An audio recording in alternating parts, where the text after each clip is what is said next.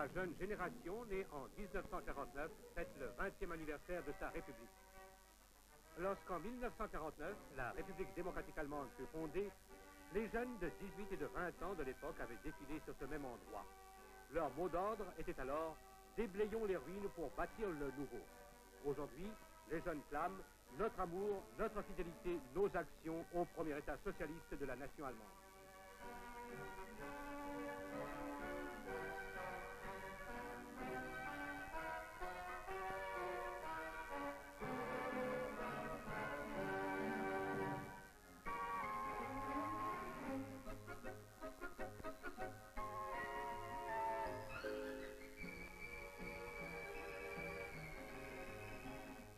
Pour les 150 000 jeunes citoyens venus de tous les coins du pays passer 3 jours dans la capitale, ce fut un événement inoubliable.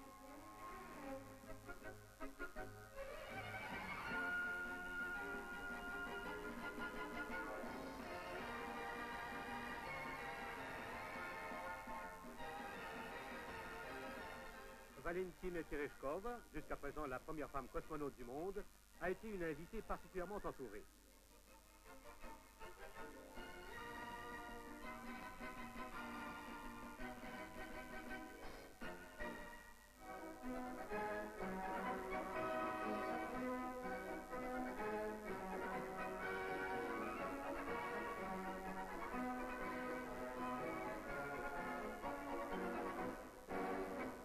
Les jeunes socialistes ne sont pas venus les mains vides dans leur capitale.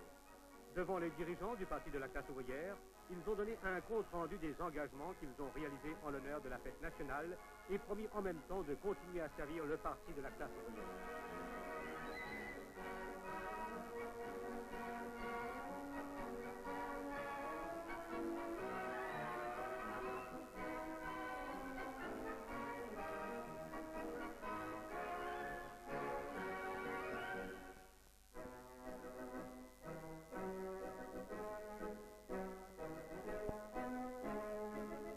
Les jeunes représentants de la ville industrielle de Halle ont reçu la bannière d'honneur du comité central du SED des mains de Walter Ulbricht.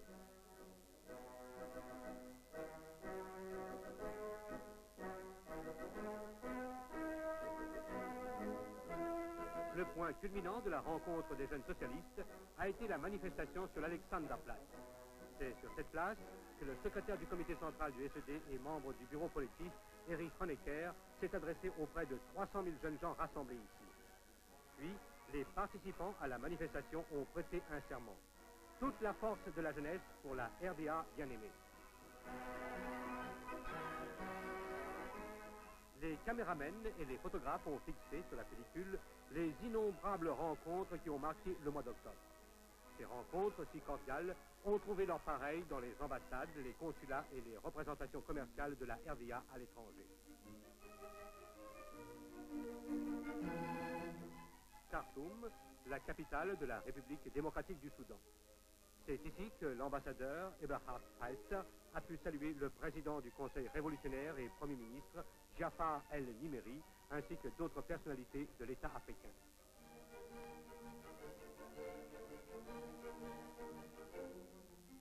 Après l'exécution des hymnes nationaux et des discours d'usage, des conversations à bâton rompu ont été entamées sur des questions intéressant les deux pays.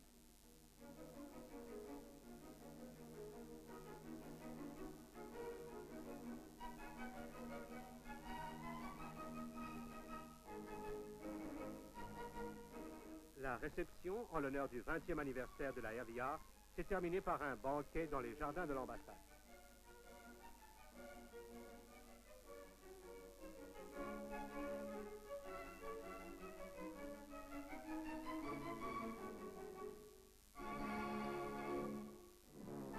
Le Danemark, le Land of Folk, a publié un message de salutation à l'occasion du 20e anniversaire de la RDA et exigé du gouvernement danois la reconnaissance de l'État socialiste allemand.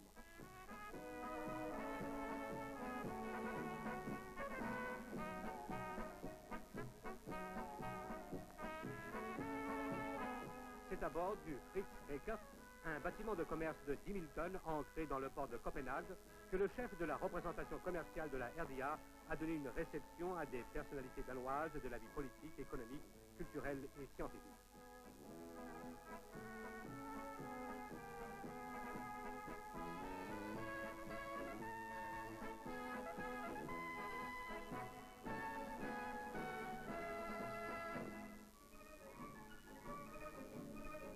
C'est du Chili que le grand poète Pablo Neruda, prix mondial de la paix, candidat à la présidence de son pays, a accordé l'interview suivante à la caméra de la RDA. C'est profondément ému que je salue le 20e anniversaire de la RDA. À mon avis, ces 20 années d'existence de la RDA sont un grand bienfait pour la défense de la paix dans le monde. La fondation d'un État allemand antifasciste, profondément contre la guerre et anti-impérialiste, est très importante pour l'histoire de l'humanité. Un jour viendra où partout on estimera à sa juste valeur cet événement. De Alemania democrática significan una proeza verdadera en la defensa de la paz.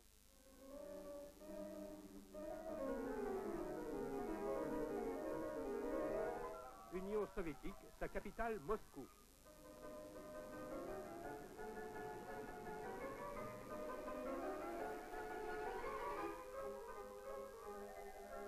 La salle des colonnes des syndicats, des dirigeants du Parti communiste, du gouvernement de l'Union soviétique, des savants, des artistes et des travailleurs sont venus honorer le 20e anniversaire de la République démocratique allemande. Tous les orateurs ont salué l'existence de la RDA et l'amitié indestructible qui lie les deux peuples depuis 2 décennies.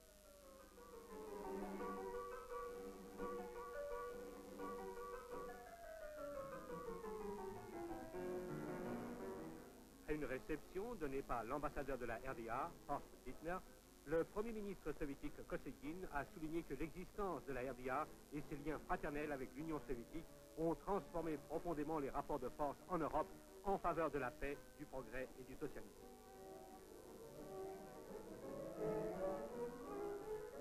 Leningrad, le berceau de la Révolution. Les représentants de la RDA, qui pendant ces fêtes ont séjourné en Union soviétique, ont rendu hommage à Lénine, dont le 100e anniversaire de la naissance sera fêté avec éclat par le monde progressiste en 1970.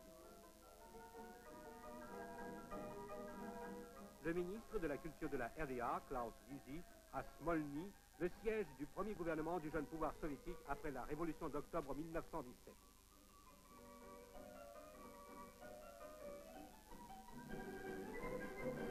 Dépôt de couronne à Moscou, au mausolée de Lénine, la dernière demeure du génial révolutionnaire et marxiste.